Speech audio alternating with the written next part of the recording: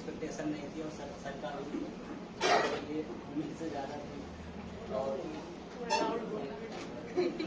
बोलो आज तुम्हारा दिन, इट्स योर डे, आज तुम्हारा दिन है, लिटरली तुम्हारा दिन है, तुमने इतिहास रचा है। ये इतिहास रचा गया वेस्टर्न यूपी में। जो मेरे रिकॉर्ड में आज तक है, कोई भी फर्स्ट सेकंड थर्ड किसी भी एग्जाम में एपीओ पीसीएस में अभी तक नहीं आया। बाकी मुझसे सीनियर जो है अरोरा जी है, यही है वो अरोरा जी, ध्यान रखना सारे बच्चों, इनसे ही अगर बोले ना समीर सर, यही है, जैसे मैं बोलता हूँ अरोरा जी बोलता समीर सर, तो यही है, ध्यान से देखो। जो मेयर एक्ट में भी छूट देंगे 45%, मैं तो बहुत अधिकार के साथ कहता हूँ, ज्यादा बोला समीर सर ने भेजा, तो यही है। तो मुझसे सीनियर है एक प्रकार से, और मेरे भी गाइडेंस है बहुत शुरू से साथ में, मतलब ये है।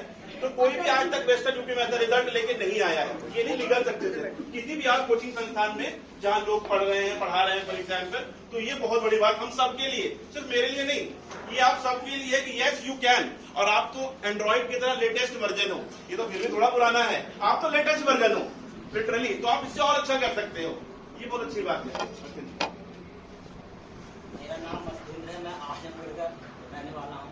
जब मैं पहली बार मेरठ में आया तो सबसे पहले लोग मुझसे यही पूछते थे तुम यहाँ क्यों चूज किया ये कॉलेज जाने का। सर के पास जब मैं आया तो सर ने भी यही पूछा कि तुम वहाँ के रहने वाले, इलाहाबाद यूनिवर्सिटी है, विश्वविद्यालय है और लखनऊ है, बनारस है, वो सब छोड़ के यहाँ क्यों है। तो मैंने एक ही बात कहा, सर मैं यहाँ आया नहीं, चुटुंगी में यहाँ लाया गया। इसके बाद 2017 में मैंने यहाँ ज्वाइन किया था। 2018 पहली बार जब इंटरव्यू दिया तब एक्सपेक्टेशन नहीं थी कि मैं इंटरव्यू तक पहुँचूंगा, लेकिन तैयारी करते गया। फिर आपकी मैं 2 दिन लगातार मेंस दिया, इंटरव्यू दिया, लेकिन जब नहीं हुआ तो अपने आप ही लगने लगा, अपना कॉन्फिडेंस डाउन होने लगा कि सर मैं अपना तैयारी बेस्ट दे रहा हूँ फिर भी नहीं हुआ। कुछ करनी होगी लोग आलोचना भी करने लगे और भरोसा भी टूटने लगा, घर का भी भरोसा टूटने लगा कि आखिर तैयारी कर रहे हो तो कैसे कर रहे हो, क्यों नहीं हो रहा बात। लेकिन अपने ऊपर अपने भरोसा बनाए रखा कि होगा कभी ना कभी तो होगा, ये अपना बेस्ट देते रहा। और ये जो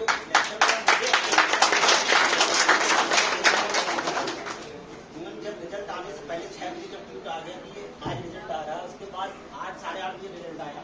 लेकिन उस 2-2.5 घंटे में ऐसा लग रहा था कि कब जो है रिजल्ट देखने के बाद क्या होगा, अगर नहीं हुआ कि आखिरी उम्मीद जो बची है इसमें भी क्या होगा। लेकिन जब रिजल्ट देखा तो अपने आप को भरोसा नहीं हो रहा था कि मैं सेकंड रैंक लेगा।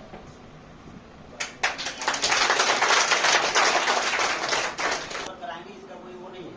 आपको अपने सब्जेक्ट को पकड़ कितना जल्दी आप बना लेते हो, अपना नोट्स बनाइए एक सब्जेक्ट का। जैसे फॉर एग्जांपल अगर सीआरपीसी करना तो उसको अपना मेंस का अलग बनाइए, पीटी का अलग बनाइए, क्योंकि मेंस के टाइम पे इतना प्रेशर हो जाता है दिमाग में, सारे सब्जेक्ट याद करवाना बहुत मुश्किल होता है। छोटे छोटे क्वेश्चन को आंसर में फ्रेम कीजिए, उसको रखने की कोशिश कीजिए, वही लिखना। वहाँ पे बहुत सारे क्वेश्चन आते हैं, आपको समझ नहीं आएगा क्या लिखते हैं, सिंपल चीजें नहीं याद आती हैं।